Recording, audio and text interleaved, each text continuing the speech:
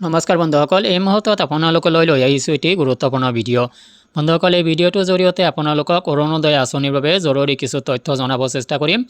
বন্ধুসকল, অৰুণোদয় আঁচনিৰ বাবে কিছু গুৰুত্বপূৰ্ণ তথ্য। আপুনি অৰুণোদয় আঁচনিত অৰুণোদয় 2.0 জৰিয়তে আবেদন কৰাৰ পিছত আপোনাৰ বেংক একাউণ্টত ধনখিনি সোমোৱা নাই। ইয়াৰ বাবে আপুনি ৰিভেৰিফিকেশ্যন কৰিব লগা হয়। আৰু আপুনি ৰিভেৰিফিকেশ্যন কৰিছে নেকি? যদি কৰিছে, ইয়াৰ বাবে প্ৰচেছিঙত কিমান সময় লাগিব পাৰে আৰু আপুনি অৰুণোদয় আঁচনিৰ ধন কেতিয়া লাভ কৰিব পাৰে, যিসকলে লাভ কৰা নাই সেইসকলৰ কাৰণে গুৰুত্বপূৰ্ণ কিছু তথ্য এই ভিডিঅ'টোত শ্বেয়াৰ কৰিব চেষ্টা কৰিছোঁ। বন্ধুসকল, মূল ভিডিঅ'টোলৈ যোৱাৰ আগতে আপোনালোকক জনাম সৰু এটা ৰিকুৱেষ্ট। চৰকাৰী বেচৰকাৰী যিকোনো ধৰণৰ খবৰ, যিকোনো স্কিমৰ খবৰ আপোনালোকে নিয়মিতভাৱে পাবলৈ চেনেলটোলৈ যদি নতুন আহিছে চেনেলটো ছাবস্ক্ৰাইব কৰি ল'ব। ভিডিঅ'টো যদি ফেচবুকত চাইছে পেজটোত অৱশ্যে এটা ফ'ল' দি ল'ব। অৰুণোদয় আঁচনিৰ বাবে যিসকল হিতাধিকাৰী আবেদন কৰিছিলে, যিসকলৰ কোনো বিসংগতি বা কোনো ধৰণৰ প্ৰব্লেম হোৱা নাছিলে, সেইসকলে কিন্তু অৰুণোদয় আঁচনিৰ ইতিমধ্যে কেইবাটাও কিস্তিৰ ধন লাভ কৰিলে।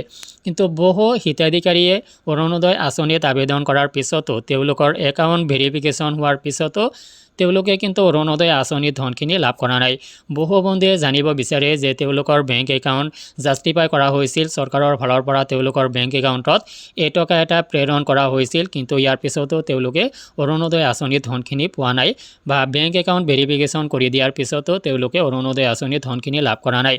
তো বন্ধুসকল, এই তথ্যখিনি আপোনালোকক বুজাব যত্ন কৰিছোঁ যে অৰুণোদয় আঁচনিত কিবা বিসংগতিৰ বাবে আপুনি অৰুণোদয় আঁচনিৰ ধনখিনি লাভ কৰা নাই। ইয়াৰ বাবে আপোনাৰ বেংক একাউণ্টকে আদি কৰি সকলো ডকুমেণ্টছ আপোনাৰ ৰিভেৰিফিকেশ্যন কৰা হয় আৰু ৰিভেৰিফিকেশ্যন কৰাৰ পিছত আপোনাৰ ফাইলখিনি প্ৰচেছিং কৰা হ'ব আৰু প্ৰচেছিঙৰ কাৰণে কিছু সময়ৰ প্ৰয়োজন হয়। আৰু যদি 2-3 মাহ 4 মাহ এনেকৈ উকলি গৈছে, তেতিয়াহ'লে আপুনি পুনৰবাৰ আপোনাৰ সংশ্লিষ্ট কাৰ্যালয়ত যোগাযোগ কৰিব পাৰে যে আপোনাৰ ডকুমেণ্টছখিনি ৰিভেৰিফিকেশ্যন হোৱাৰ পিছতো আপুনি ধনখিনি লাভ কৰা নাই। সেই তথ্যখিনি আপুনি তেওঁলোকক অৱগত কৰিব লাগিব আৰু অৱগত কৰাৰ পিছত তেওঁলোকে পুনৰবাৰ আপোনাৰ ডকুমেণ্টছখিনি চাই দিব পাৰে বা আপোনাৰ ক'ৰবাত যদি এৰৰ থাকে সেইখিনি সংশোধন কৰিবলৈ আপোনাক পৰামৰ্শ দিব পাৰে। আৰু ইয়াৰ বাবে প্ৰচেছিঙত 2-4 মাহ সময় লাগিব পাৰে আৰু যাৰ কাৰণে আপুনি হাবাথুৰি খাবলৈ একো নাই।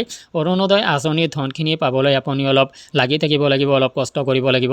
যাৰ কাৰণে আপোনাক জনাইছোঁ যে আপুনি যদি আপোনাৰ ডকুমেণ্টছখিনি ৰিভেৰিফিকেশ্যন কৰিছে, তেতিয়াহ'লে পুনৰবাৰ আপুনি এবাৰ কাৰ্যালয়লৈ গৈ আপোনাৰ সম্পূৰ্ণ তথ্যখিনিৰ বিষয়ে তেওঁলোকক অৱগত কৰিব পাৰে বা প্ৰচেছিঙৰ কাৰণে যদি ৰৈ আছে, তেতিয়াহ'লে তেওঁলোকে আপোনাক ধুনীয়াকৈ পৰামৰ্শ দিব বা ৰিভেৰিফিকেশ্যন যদি পুনৰ কৰিব লগা হয় আপোনাক কৰি দিব।